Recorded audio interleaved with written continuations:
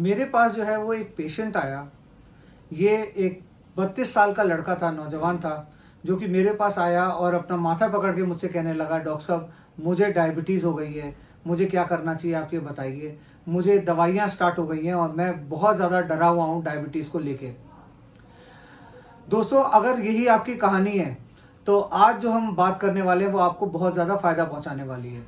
बहुत ही young age के अंदर हम देख रहे हैं कि इंडिया के अंदर जो है वो डायबिटीज़ के पेशेंट्स निकल के बाहर आ रहे हैं और मैं चाहता हूं कि उनको मदद करूं, जिससे ज़्यादा लोग को बिना दवाइयों के जो है हम सही रख सकें लंबे से लंबे समय पे। उनके लाइफस्टाइल चेंजेस को लेके डाइट और एक्सरसाइज और अच्छी हैबिट्स को अगर हम अपनाएंगे तो ये चीज़ संभव है।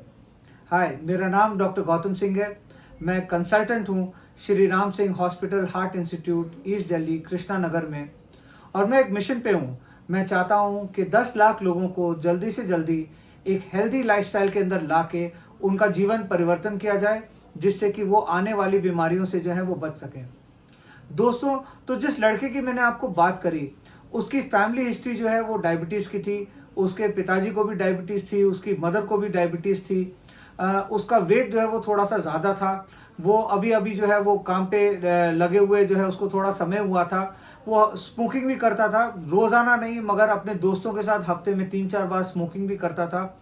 और उसको जो है बहुत ज़्यादा जो है वो भूख लगने लगी और पेशाब उसको ज़्यादा आने लगी। वो डॉक्टर के पास जब इस बीमारी को लेके गया तो उसको डायबिटीज़ डायग्नोस हो गई और उसको दवाइयाँ स्टार्ट कर दी गई। दोस्तों, ये बहुत ही ज़्यादा ज़रूरी है, हमारे को देखना चाहिए कि अगर यही स्थिति हमारी है तो हमारा जो खान पान है वो अधिकतर बहुत ज़्यादा ज़रूरी हो जाता है। तो अगर आपकी भी स्थिति इस तरह की है या ऐसे लक्षण है जैसे फैमिली हिस्ट्री डायबिटीज़ की हो, या थोड़ा सा ओवरवेट हो, स्ट्रेस्ड वर्क आप करते हो, ऑफिस में काम करते हो, 6-8 घंटे का काम करते हैं, तो ये संभावना ऐसी हो सकती है कि डायबिटीज़ के लक्षण हमारे अंदर भी आने लग जाएं धीरे धीरे। मगर अगर एक अच्छी हेल्दी डाइट को हम लेंगे तो हम इससे बच सकते हैं। तो मैं आपको जो है वो कुछ टिप्स देना चाहता हूं, जिससे आप जो है एक अच्छी डाइट को समझने में आप सक्षम हो सकते हैं। तो हम जब खाने को देखते हैं तो खाने को हम कैसे देखते हैं कि ये खाना मेरा मनपसंद है, ये खाना शायद मेरा मनपसंद नहीं है, या ये कच्चा खाना है, ये पक्का खाना है। या खाने को ऐसे देखते हैं घर का खाना है, ये बाहर का खाना है, या ये फास्ट फूड है, ये जंक फूड है। इस तरह से हम खाने को देखते हैं। मगर मैं चाहता हूं कि आप खाने को एक अलग नजरिए से देखें। आप खाने को देखें इस नजरिए से कि ये कार्बोहाइड्रेट है, प्रोटीन है या फैट है। आप खाने को जब भी देखें तो आप ये देखें, एक अंदाजा लगाएं कि इसमें कितना कार्बोहाइड्रेट है, कितना प्रोटीन है और कितना फैट है। आप अगर थोड़ा सा खाने के बारे में जो है वो जानकारी लेंगे तो आपको समझ में आएगा। जो अधिकतर हम चीजें खाते हैं वो कार्बोहाइड्रेट होती हैं, जैसे कि सब्जी कार्बोहाइड्रेट होती है, सलाद कार्बोहाइड्रेट होता है, फल कार्बोहाइड्रेट होता है, अनाज कार्बोहाइड्रेट होता है। कुछ चीजें हम जो खाते हैं वो प्रोटीन होती हैं, जैसे कि दाल प्रोटीन होती है, सोयाबीन प्रोटीन होता है, चना प्रोटीन होता है, राजमा, छोले, लोबिया, ये सारी चीजें जो है वो प्रोटीन की कैटेगरी में आती हैं। और कुछ चीजें जो है वो फैट की कैटेगरी में आती हैं, जैसे कि ऑयल आता है फैट की कैटेगरी में, बटर आता है फैट की कैटेगरी में। कुछ चीजें होती हैं जिनमें ये सारी चीजें मिक्स होती हैं, जैसे कि दूध होता है, उसके अंदर प्रोटीन और फैट अच्छी मात्रा में मिक्स होता है। अगर हम उसको डबल टोन करें तो उसमें हमें प्रोटीन ज्यादा मिलता है और फैट की मात्रा उसके अंदर जो है वो कम हो जाती है। तो जब भी आप खाने को देखें, आप कार्बोहाइड्रेट, प्रोटीन और फैट इस तरह से जो है वो खाने को समझे। जो खाना है उसके अंदर जो कार्बोहाइड्रेट्स है, हमारे को कोशिश करना चाहिए कि कार्बोहाइड्रेट्स हमारे जो है वो सारे फल से और सब्जियों से हमें अधिकतर कार्बोहाइड्रेट्स मिले। तो खाने में सलाद बहुत ज्यादा लें, खाने में सब्जियां ज्यादा लें, और खाने में जो है वो फल हम जो है वो ज्यादा लें। खाने में अवॉइड क्या चीज करनी चाहिए? हमें अवॉइड करनी चाहिए ब्रेड, हमारे को अवॉइड करनी चाहिए चावल, हमें अवॉइड करनी चाहिए रोटी, हमें अवॉइड करनी चाहिए बेकरी प्रोडक्ट जैसे बिस्किट्स होते हैं, रस्क होते हैं, ये सारी चीजें हमें अवॉइड करनी चाहिए। और जो सिंपल कार्बोहाइड्रेट का एक सोर्स है शक्कर, इसको हमारे को कोशिश करना चाहिए कि हमारे खाने में जो है कम से कम रहे। अगर हम चाय पीने के आदी हैं तो बिना शुगर के चाय पिएं या शुगर फ्री के साथ चाय पिएं।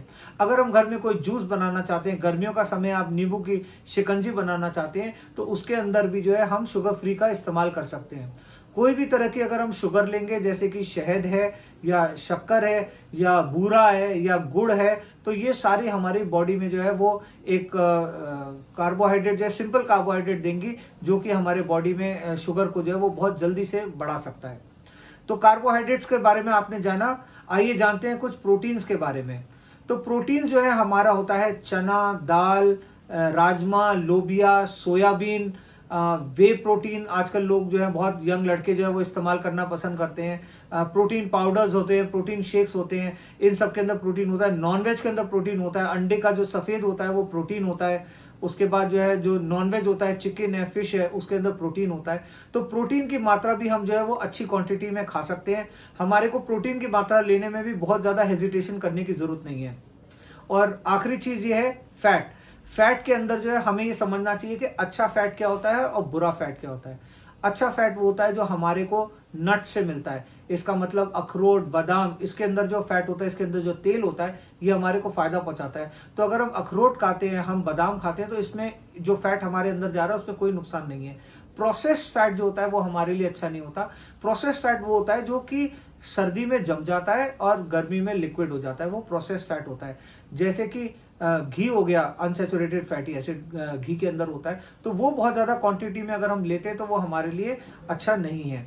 उसके बाद हम जो है वो अगर फैट की चीज़ों को, ऑयल को अगर हम बहुत ज़्यादा गर्म करके, तड़का लगा के, डीप फ्राई करके अगर हम लेते हैं कोई चीज़ों को, तो वो हमारे लिए नुकसान हो जाता है, क्योंकि उस फैट के अंदर ट्रांस फैटी एसिड जो है वो ज़्यादा हो जाता है। तो जब भी हम फैट का सेवन करें, जैसे कि हम ये देखते हैं कि इटली के जो लोग हैं वो सलाद है, सलाद के ऊपर ऑलिव ऑयल डाल के खाते हैं, ब्रेड है उसके ऊपर जो है वो थोड़ा ऑयल डाल के खाते हैं। तो इस तरह से अगर हम जो है वो ऑयल का कंजम्पशन करेंगे तो वो हमारे लिए नुकसानदेह नहीं होता। मगर इंडियन डाइट के अंदर तो हर चीज को तड़का लगाना बहुत ज्यादा जरूरी है। तो हमें किस चीज का ध्यान रखना चाहिए? हमें ध्यान ये रखना चाहिए कि जब हम खाने में तड़का लगा रहे हैं या खाने में तेल का इस्तेमाल कर रहे हैं, तो उसको बहुत ज्यादा उबाले नहीं, उसको बहुत ज्यादा गर्म ना करें, उसमें बहुत ज्यादा धुआं ना निकालें। और उसके बाद जब हम उसको खाने को अपना बना ले, तो हम उसको जो है वो कंज्यूम कर सकते हैं। और ऑयल की क्वांटिटी को जो है वो कम रखें, बहुत ज्यादा ना रखें। तो अगर आपको आज की वीडियो पसंद आई हो तो आप डेफिनेटली मेरे चैनल्स को सब्सक्राइब करिएगा, बेल आइकन को जो है वो क्लिक करिएगा, मुझे लाइक्स दीजिएगा। मेरे को मोटिवेशन मिलता है कि आपके बीच में और आने का, और काम करने का, और मेहनत करने का, और आप लोगों को, आप जैसे और लोगों को ज़्यादा से ज़्यादा फायदा पहुंचाने का। Thank you very much.